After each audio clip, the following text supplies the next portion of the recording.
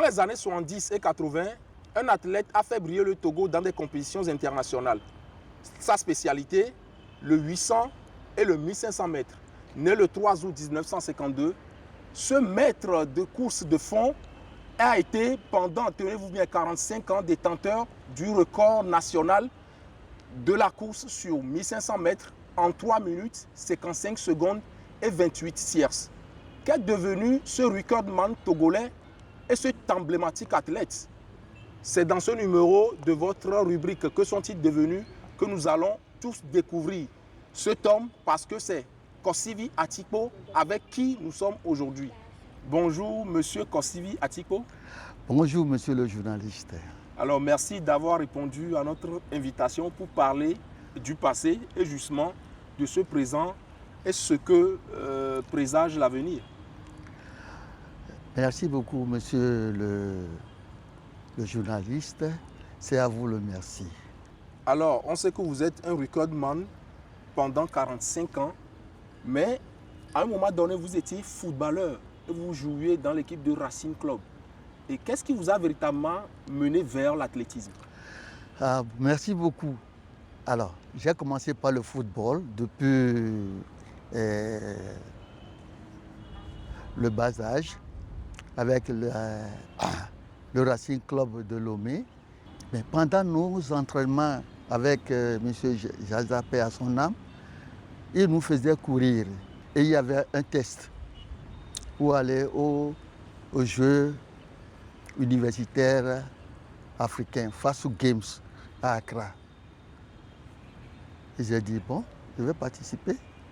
Donc on a fait la sélection et j'ai été premier aux 800 mètres et aux 1500 mètres. Donc j'ai été qualifié. En 1979, Ouais.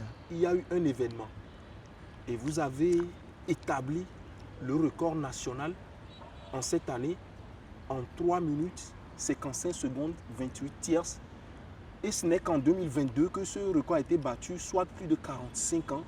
Racontez-nous un peu ce moment où vous avez établi ce record. Le jour-là, j'étais très en forme. Et je me suis dit que je vais battre le record. Et à 300 mètres de l'arrivée, j'étais parti. J'ai lancé la course. J'ai lancé la course à 300 mètres. J'étais parti, j'étais devant. Et tout le monde criait. Toute la tribune était debout. On criait, puis j'accélérais. À 30 mètres d'arrivée, là, j'ai senti un caquage au niveau de la cuisse. Et j'ai traîné les pieds, pour terminer en 4e position derrière le Nigérian qui a été premier, le Ghanéen 2e et l'Ivoirien 3e. Et j'étais arrivé en 4e position. Et c'est le jour-là, c'est à cette compétition, les Jeux ouest africains, que j'ai battu le record des 1500 mètres. Alors c'était un moment assez émouvant pour vous, mais vous n'avez pas arrêté. Vous avez justement continué de courir les 800 et les 1500 mètres. Dites-nous les compétitions auxquelles vous avez participé jusqu'alors. J'ai participé à beaucoup de compétitions, surtout sur le plan universitaire. Aux Jeux universitaires ouest-africains à Ifé, en 1978, j'ai été 2e aux 800 mètres. Et aux Jeux universitaires africains, j'ai été 5e aux 1500 mètres. Mais comme je faisais les relais 4x400, nous avons terminé en 3e position. Donc avec ces 2 médailles, ça nous a permis d'aller aux Jeux universitaires mondiaux au Mexique en 1979. Avant ça, j'ai fait des stages. En 1975, j'ai fait un stage de 3 mois en Allemagne, plus précisément à Heppenheim, pour préparer les Jeux olympiques de 1976. L'année suivante, j'y suis encore retourné pour 3 mois de stage en vue de préparer les Jeux Olympiques de Montréal. Après avoir passé 10 ans pratiquement au haut niveau de cette compétition, en 1982, vous arrêtez contre toute attente. C'est ça. Que s'est-il passé? Nous étions en stage de Conféliès à Dakar. Et qu'est-ce qui s'est passé? Vraiment, moi, ma course, c'est que c'est à partir de 300 ou 200 mètres que je pars. Je reste dans le peloton. Et à partir de là, j'accélère jusqu'à la fin. Le jour-là, effectivement, j'ai accéléré depuis 300 mètres. Et à un moment donné, j'ai senti un étirement. C'est vrai que je m'étais arrêté. Et quand on m'a fait la radiographie, on a constaté que j'ai une hématome au niveau du source iliaque. Le docteur m'a dit que c'est une opération complexe. Cette opération doit durer minimum 4 heures de temps. Et c'est la première fois qu'il y a cette opération-là. Et c'est à moi de voir s'il faut le faire ou pas. Et la dernière décision revenait à moi. Et j'ai dit que, en ce moment, j'étais encore jeune, qu'est-ce qu'il faut faire? Non, il faudrait laisser. Et j'ai abandonné l'athlétisme. Qu'est devenu M. Kossivi Atipo? J'ai été formé, premièrement, ici au Togo.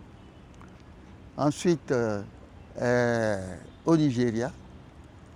Et j'ai terminé ma formation en Allemagne, à Leipzig, pour le diplôme du 3e degré d'entraîneur. J'ai encadré des athlètes pour qu'ils améliorent leur performance. Dans le temps, j'avais travaillé avec la Fédération togolaise d'athlétisme en tant que membre de la commission technique. Et aussi, j'ai travaillé avec la Fédération togolaise des sports pour tous pendant 2 ans et après j'ai abandonné à cause de ma santé. Des problèmes de genoux, des problèmes de nerfs et des problèmes des vaisseaux sanguins. Et ça fait que je n'arrive plus à courir ni à marcher. Si je marche un peu, je me sens fatigué. Donc je suis des traitements quand même.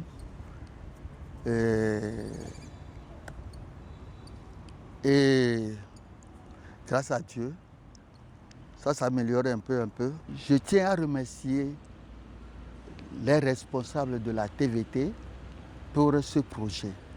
Parce que ça permet de voir ou d'identifier les anciens, ceux qui ont travaillé pour le